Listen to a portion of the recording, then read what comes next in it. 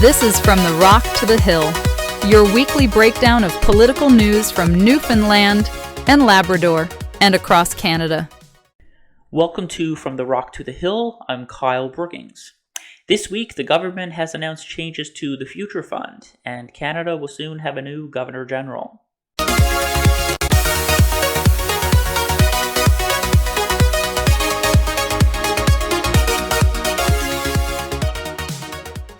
The bill that would allow the government to amend the Future Fund passed the third reading in the House of Assembly on Tuesday. The bill would remove the requirement for mandatory annual contributions and limit withdrawals from the fund. Craig Pardy, the Minister of Finance, said these changes are intended to strengthen the Future Fund's original purpose. It will ensure it is preserved for debt reduction and long-term fiscal sustainability. By protecting these funds today, the government says they are taking responsible action on behalf of future generations and reinforcing the commitment to prudent financial management. Since the bill has passed the third reading, it will now receive royal assent. Also this week, the Newfoundland and Labrador government says it will release an independent review of a proposed long-term energy agreement later this month, following a technical and legal assessment of the document. Premier Tony Wakeham confirmed the province received the report on April 30th. The review examines a memorandum of understanding for a new long-term energy purchase and development initiative between Newfoundland and Labrador Hydro and Hydro-Quebec. The government says the report is undergoing a full review due to what it describes as significant commercial sensitivity and its contents. The process, of course, is still ongoing. Officials say that the report will be made public later this month on May 19th.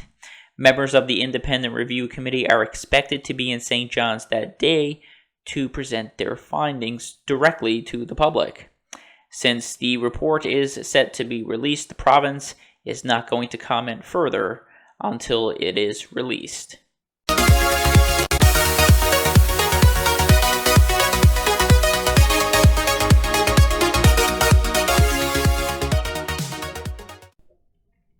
In federal news this week, Prime Minister Mark Carney announced on Tuesday that King Charles III has approved the appointment of Louise Arbour as Canada's next Governor General.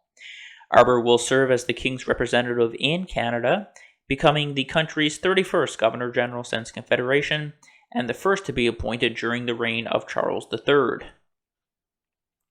She is a former Supreme Court Justice, an internationally respected human rights leader, and brings more than 5 decades of legal and public experience to her role.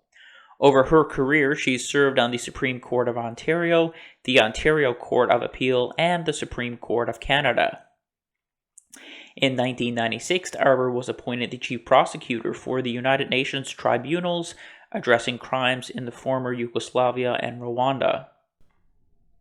During her tenure, she oversaw landmark cases, including the first conviction for genocide under the Genocide Convention and the first indictment of a sitting head of state for war crimes. She later served as the UN High Commissioner for Human Rights from 2017 to 2018, as the UN Secretary General's Special Representative for International Migration. More recently, Arbour authored a sweeping independent review into the misconduct within the Canadian Armed Forces, prompting significant reforms.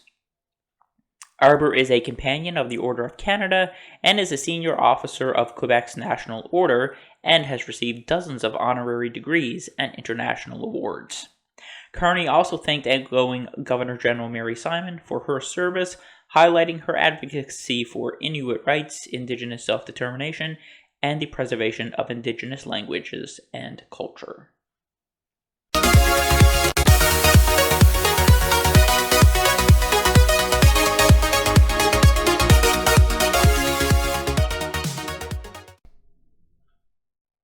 Do you have thoughts on anything you heard today? You can let us know by email. It's info@newfoundnews.ca or call us 709-325-7011. That's it for the show this week. I'll see you back here next week. This has been From the Rock to the Hill. Thank you for listening.